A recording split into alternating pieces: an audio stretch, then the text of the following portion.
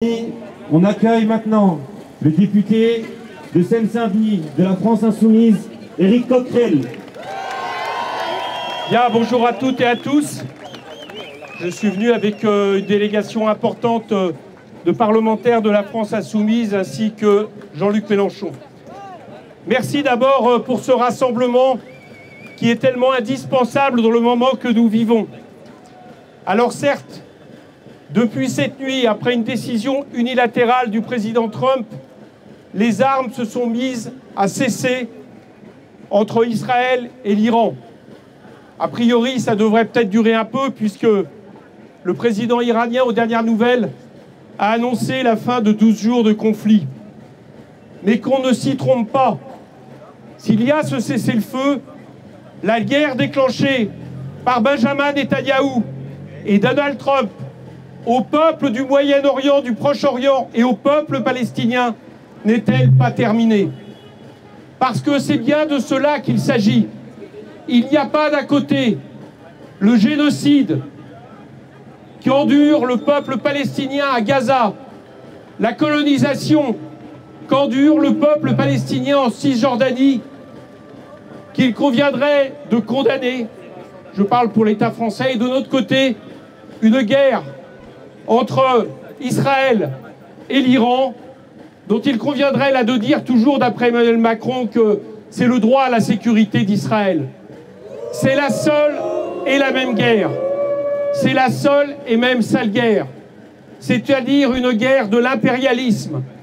Parce qu'il va bien falloir nous expliquer comment on peut légitimer qu'un pays qui n'a pas signé le traité de non-prolifération nucléaire attaque un pays qui a signé le traité de non-prolifération nucléaire.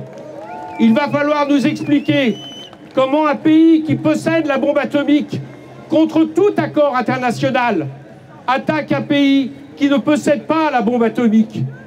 Il va falloir nous expliquer dans quel monde nous sommes si l'agresseur devient l'agressé supposé, simplement parce qu'il est du côté du monde judéo-chrétien, du moins c'est ainsi qu'il revendique sa croisade et son combat. En réalité, il ne s'agit pas de cela. La guerre menée par Benjamin Netanyahou pour un grand Israël, pour se débarrasser définitivement des Palestiniens en tant que peuple historique, soit à travers l'élimination physique, soit à travers une seconde Nakba à Gaza, c'est-à-dire un génocide, et la guerre menée vers tous les pays du Proche et Moyen-Orient, c'est la même guerre impérialiste. Israël, quelque part, est ce porte-avions impérialiste choisi par les États-Unis d'Amérique pour imposer la Pax Americana dans cette région du monde. Donald Trump, en attaquant l'Iran, après les attaques israéliennes finalement, a continué avec d'autres moyens, avec d'autres armes, la guerre commerciale qu'il a déclenchée au monde entier dès son élection. C'est le même combat, c'est la même dangerosité, c'est le même monde en danger que celui qui ignore tout du droit international, qui se permet de décider que la Russie n'a pas le droit d'attaquer l'Ukraine, ce qui est légitime, mais que par contre, Israël a le droit de s'en prendre au Liban, à la Syrie et à l'Iran, quel que soit par ailleurs, et nous le faisons, les critiques légitimes que nous faisons au régime des Mollahs.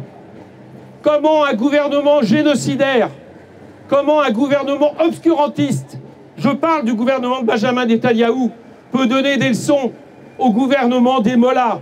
Chacun comprend bien qu'il ne s'agit pas là d'une guerre de valeurs, qu'il ne s'agit pas là d'une guerre de religion, qu'il ne s'agit pas là d'une guerre de civilisation, mais qu'il s'agit d'une guerre de colonisation et une guerre impérialiste.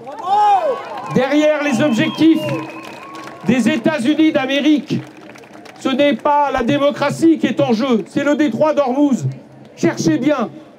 Depuis la guerre en Irak, à chaque fois qu'on nous parle de restaurer la démocratie, à chaque fois qu'on nous parle de défendre des valeurs, à chaque fois qu'on invente de supposées armes, c'était les armes de destruction massive de M. Saddam Hussein qui se sont révélées un mirage.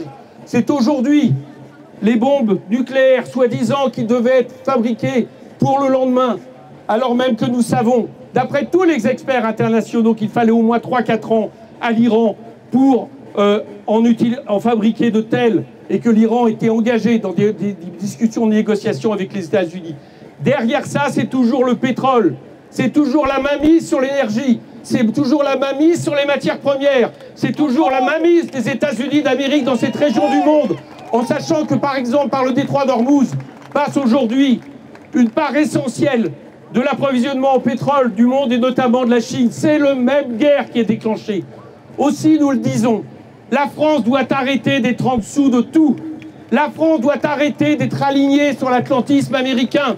La France doit arrêter, aussitôt que spontanément Emmanuel Macron s'exprime, d'expliquer au président iranien qu'il faudrait peut-être une désescalade et de la retenue juste après, au lendemain des bombes qui ont été larguées par les États-Unis sur l'Iran. Il faudrait peut-être, comme ce tweet que vous avez peut-être vu supprimer cette nuit par Emmanuel Macron, qui commence à dire en réaction au bombardement de la base américaine au Qatar qu'il condamnait ce bombardement. Il n'a pas une fois utilisé ce terme sur les bombardements sur l'Iran. Il n'a pas utilisé une fois ce terme sur les agissements d'Israël.